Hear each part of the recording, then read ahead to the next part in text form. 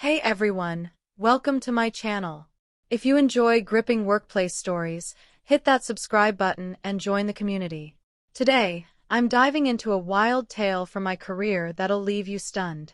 It's called, My Secretary Told My Boss I Was Useless. Minutes later, he promoted me in front of everyone. Let's get started. I'd been grinding at this company for 3 years, pouring my heart into every project. My desk was a chaos of spreadsheets, coffee cups, and late-night emails. I was the guy who stayed late, tweaking reports, chasing deadlines. My colleagues knew me as dependable, maybe too dependable. But I loved the work, the challenge, the thrill of nailing a presentation.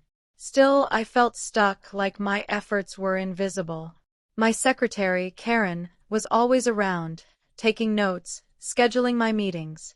She seemed supportive, always smiling, but I'd soon learn otherwise. That morning, I walked into the office, unaware of the storm brewing. I was focused on a big client pitch, my mind racing with numbers. Karen greeted me with her usual nod, nothing out of the ordinary. I had no clue she'd been whispering behind my back. The day felt routine, until it wasn't. By noon, everything would change.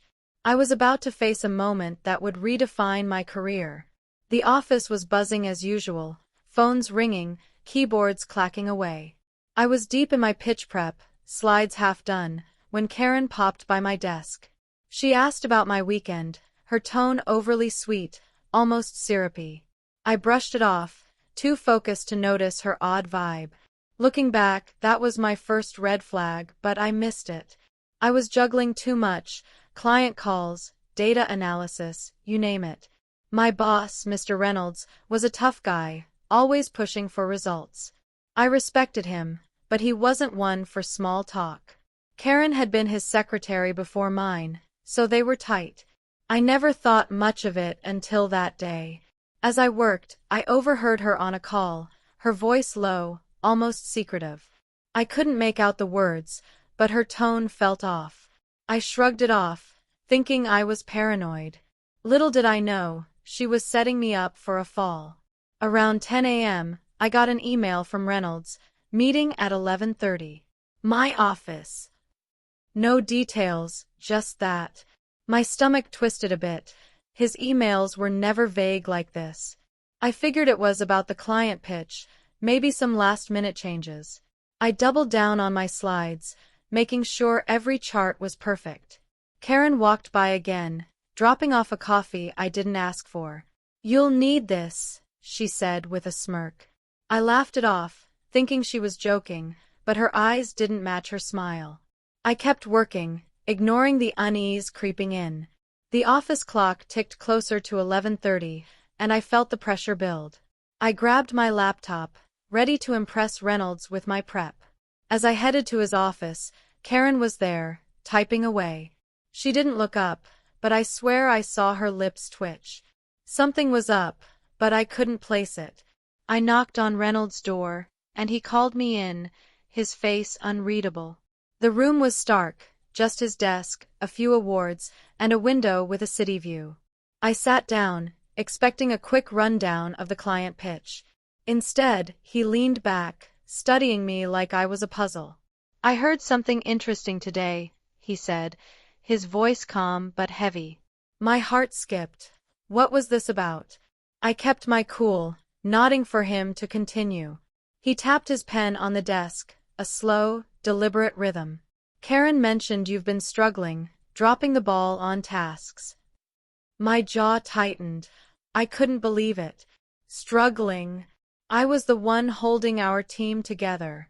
I wanted to defend myself, but he raised a hand to stop me. Let me finish, he said, his eyes locked on mine. I braced for the worst, my mind racing. Reynolds leaned forward, his gaze piercing. She said you're unreliable, that your work's been slipping. I felt my face flush, anger bubbling up. Karen had been with me on every project, knew how hard I pushed. This was a betrayal, plain and simple. I started to speak, but he cut me off again. I've been watching you, though, he said, his tone shifting. Your numbers, your output, it's all solid. Better than solid. I blinked, confused.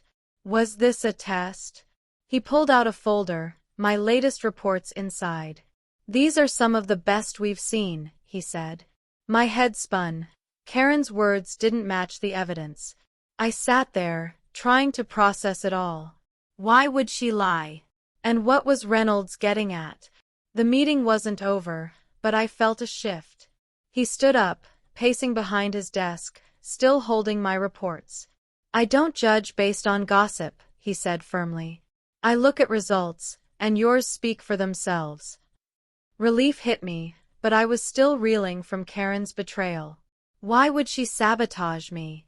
I'd never crossed her, never slacked off. Reynolds seemed to read my mind. People talk, sometimes out of jealousy, sometimes to cover their own tracks. That hit hard. Karen had been slipping on her own tasks lately. Was this her way of deflecting? I stayed quiet, letting him continue. You've been carrying this team, he said, pointing at the reports. I've noticed, even if I don't always say it. My chest loosened a bit, but I was still on edge. What came next would floor me. Reynolds stopped pacing and looked me dead in the eye. We're having a team meeting at noon. Be there. His tone gave nothing away, but I nodded, unsure what to expect. I left his office, my mind a mess of anger and confusion. Karen was at her desk, typing like nothing happened. I wanted to confront her, demand answers, but I held back. Something told me to wait, to see how this played out. Back at my desk, I tried to focus on my pitch, but Karen's words haunted me. Useless? After all I'd done? I replayed every interaction with her, searching for clues. Had I missed something? The clock hit 11:50, and I headed to the conference room. The team was already gathering, chatting nervously. Karen was there, avoiding my gaze. I took a deep breath, ready for whatever came next. The conference room was packed, every seat taken, tension in the air. Reynolds walked in at noon sharp, commanding attention. He didn't waste time, diving right in. We're here to talk about performance, he said, scanning the room. My stomach knotted. Karen's lie was still fresh in my mind. I glanced at her. She was staring at her notepad, pen frozen. Reynolds held up my report, the one he'd praised earlier. This, he said, is what excellence looks like. My heart raced as heads turned toward me. He went on, detailing my work, my late nights, my results.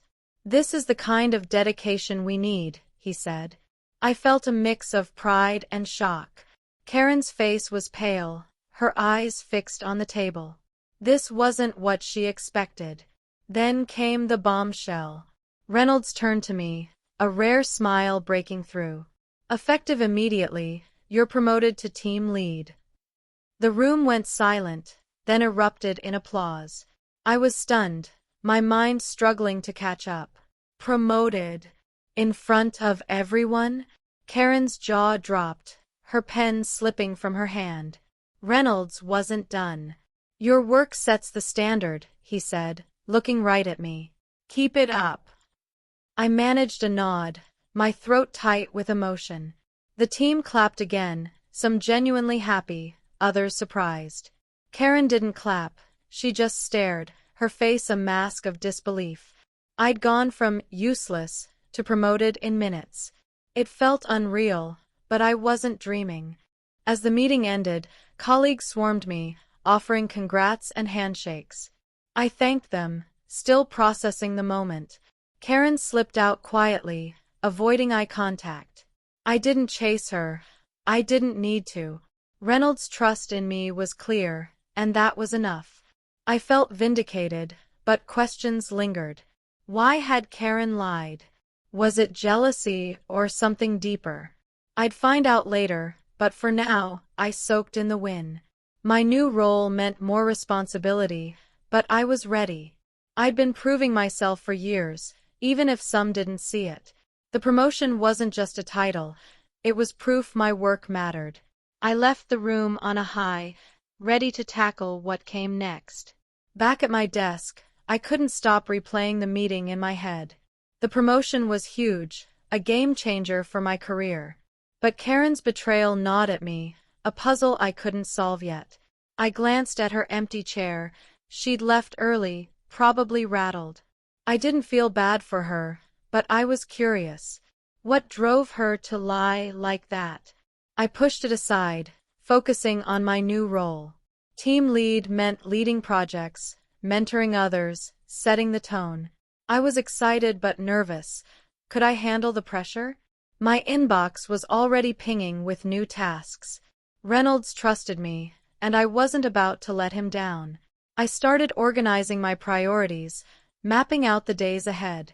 The client pitch was still looming, now with higher stakes. I dove back in, determined to prove I deserved this. By mid-afternoon, word of my promotion had spread like wildfire. Colleagues stopped by, some to congratulate, others to probe. Karen said what? One coworker whispered, shocked. Apparently, her gossip wasn't a secret anymore. I kept my responses vague, not wanting to fuel the drama. But the whispers painted a picture. Karen had been talking me down for weeks. It wasn't just one comment, it was a campaign. I felt a mix of anger and pity. She'd miscalculated, and it backfired hard. I focused on my work, but her absence was loud. She hadn't returned since the meeting. Part of me wanted to confront her, get answers. Part of me just wanted to move on. The promotion was mine, and I wasn't letting her shadow ruin it. Later that day, Reynolds called me back to his office for a debrief. He was all business, laying out my new responsibilities. You're leading the client pitch tomorrow, he said, no hesitation. My stomach flipped. This was big, but I was ready. He handed me a new project folder, thick with data. This is your team's next priority, he said. I nodded, taking it all in. He didn't mention Karen, and neither did I. It was like her words never happened, erased by my results. As I left, he added, don't let the noise distract you. I knew he meant Karen, maybe others. I thanked him and walked out, feeling the weight of my new role. The pitch was my chance to shine, and I wasn't holding back. That evening, I stayed late, prepping for the pitch with my team. They were energized, feeding off my promotion. We reworked slides, rehearsed talking points, and nailed the flow. I felt like a leader, not just a worker bee anymore. Karen's name came up once, but I shut it down. Focus on the pitch, I said, and they did. We were a unit, and I was steering the ship. By 9 p.m., we were ready, confident we'd crush it. I sent everyone home, promising to regroup in the morning. Alone in the office, I sat back, taking it all in. The betrayal, the promotion, the responsibility, it was a lot. But I felt alive, ready for the challenge. Karen's lie had backfired, and I was stronger for it. The next morning, the pitch went off without a hitch. The client loved it, signing on before lunch. My team was ecstatic, high-fiving in the break room. Reynolds sent a rare great job email, copying the whole department. I felt on top of the world, like I'd earned every bit of this. Karen was back, but she kept her distance, her usual chatter gone. I didn't approach her. There was no need. Her actions had consequences, and she knew it. I focused on my team, my projects, my future. The promotion had opened doors, and I was already planning my next moves. I wasn't just surviving anymore. I was leading. The office felt different now, like I belonged at the helm. Over the next week, I settled into my role as team lead. Meetings, strategy sessions, mentoring, it was intense but rewarding. My team respected me, and I worked to earn that every day. Karen stayed quiet, her influence fading. I heard through the grapevine she was looking for a new job. I didn't wish her ill, but I didn't care either. She tried to tear me down, and it didn't work. My focus was on building, not grudges. Reynolds checked in often, offering guidance, trusting my calls. I was proving myself, not just to him but to myself. The useless label was a distant memory, replaced by results. I was where I was meant to be, and it felt right. One day, as I was leaving, I ran into Karen in the elevator. It was awkward, the air thick with unspoken words. She mumbled a "congrats" before looking away. I nodded, keeping it civil. I didn't need her apology or her story, it wouldn't change anything. The elevator dinged, and she rushed out. That was the last real moment we had. I let it go, closing that chapter. My focus was forward. New projects, bigger goals, a team to lead. The betrayal had stung, but it also showed me who I was. I wasn't useless. I was unstoppable. Every late night, every report, every win had built this moment. I walked out of the elevator, ready for whatever came next. Months later, the office dynamic had shifted completely. I was thriving, leading projects that got noticed higher up. Reynolds hinted at another promotion down the line. My team was tight, delivering results that made us all proud. Karen had left, quietly, no farewell party. Her desk was taken by someone new, someone who actually supported the team. I didn't dwell on her departure, it was just a footnote. The company was growing, and so was I. I took on bigger clients, tougher challenges, and loved every second. The useless comment was a faded echo, drowned out by my success. I'd turned a betrayal into a triumph, and that felt better than any revenge. Looking back that day, Karen's lie, Reynolds' trust, the promotion, changed everything. It wasn't just about the title, it was about owning my worth. I'd always worked hard, but I hadn't always believed in myself. That moment forced me to see what I was capable of. I wasn't just a cog in the machine, I was a leader, shaping the future. My team grew stronger, our projects bolder. I found my voice, my confidence, my place. Karen's betrayal was a spark, but I was the fire.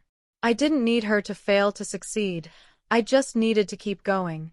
And I did every single day, building a career I was proud of. Now, as I sit in my new office, I think about how far I've come. The view's better, the work's tougher, but I'm ready for it all. That day taught me something. Trust your work, not the whispers. People will talk, some will try to pull you down, but results don't lie. I'm still here, still pushing, still leading, and I'm not stopping anytime soon. If you're out there, grinding, feeling unseen, keep going. Your moment's coming, and it'll be worth it. I'm proof of that. So, take it from me, bet on yourself, always. You've got this. The aftermath of that day reshaped how I approached my career. I became more deliberate, more focused on my goals.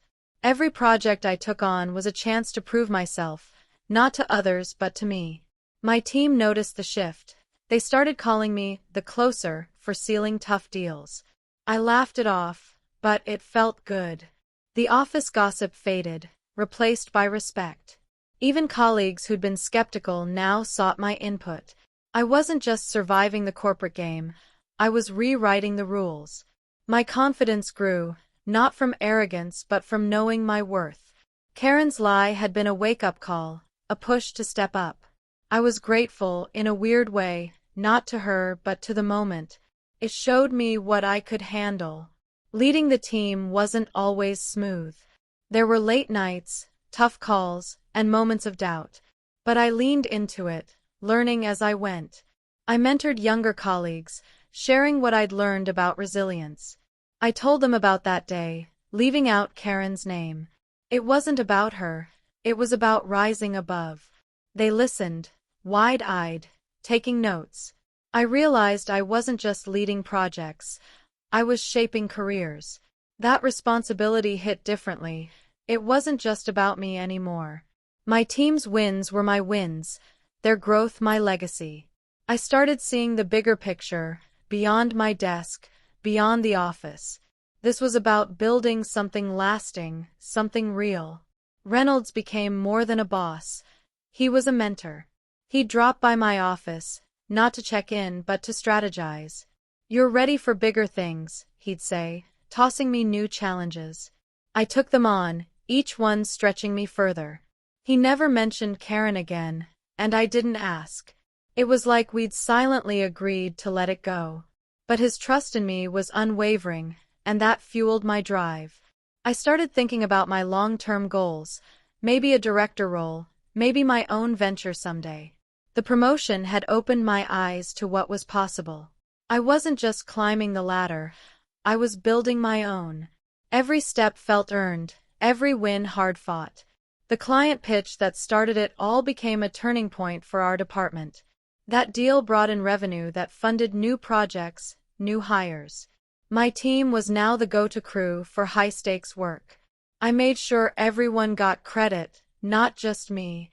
We celebrated wins together, whether it was a signed contract or a perfect presentation. I learned to delegate, to trust my team the way Reynolds trusted me. It wasn't easy letting go of control, but it made us stronger. I was building a culture, not just a resume. The office felt alive, like we were all in it together. That's when I knew I'd found my calling. Leading, not just working. Karen's departure left a ripple, but it didn't last. People moved on, focused on their own work. I heard she'd taken a lower role at another firm. I didn't gloat. Her choices were her own.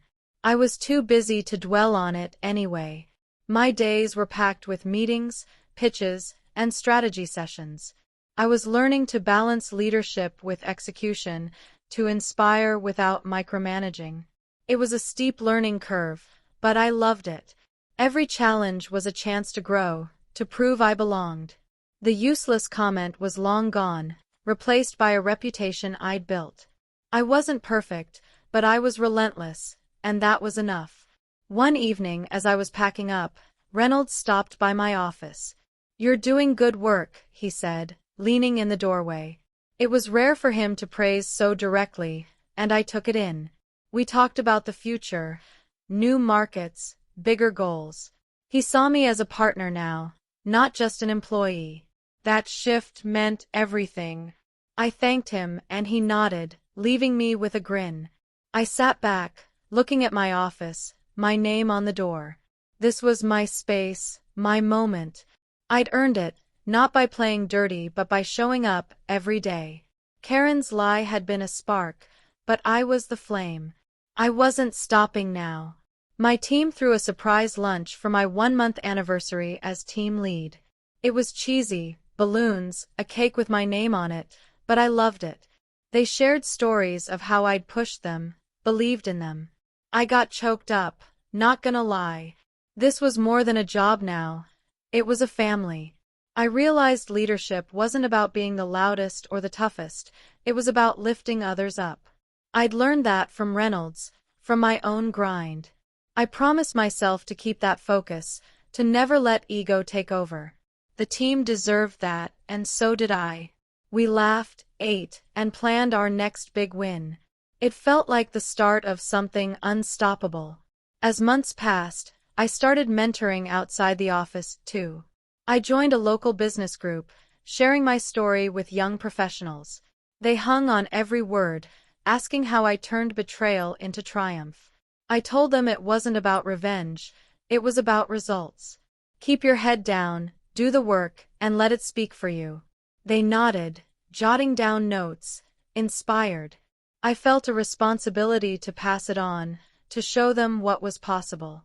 My career wasn't just mine anymore, it was a story others could learn from. That realization hit hard. It wasn't just about me succeeding. It was about showing others they could, too. Now, a year later, I'm still leading, still growing, still hungry. The company's expanding, and I'm at the heart of it. New challenges come daily, but I'm ready. I've learned to trust my instincts, to lean on my team, to keep pushing. Karen's long gone, a footnote in my story. Her lie didn't break me, it built me. I'm not the guy who walked into that office a year ago, nervous, unsure. I'm a leader, confident, grounded in my work. I don't need validation anymore. I know my worth. But I'm not done. There's more to do, more to prove, more to build. And I'm just getting started. So that's my story, how a lie meant to sink me lifted me instead. It's proof that your work, your grit, can outshine any noise. If you're out there, fighting for your place, don't stop. Bet on yourself every time. You'll come out on top, just like I did. Thanks for listening to my story, folks. If you love this, hit that subscribe button and join the community for more real-life tales. Let me know in the comments, what's your workplace story? I'm all ears. Until next time, keep grinding, keep shining. Thanks for watching, everyone. If you enjoyed this story, please subscribe and hit the bell for more content like this. Share your own workplace stories in the comments. I'd love to hear them. See you in the next one.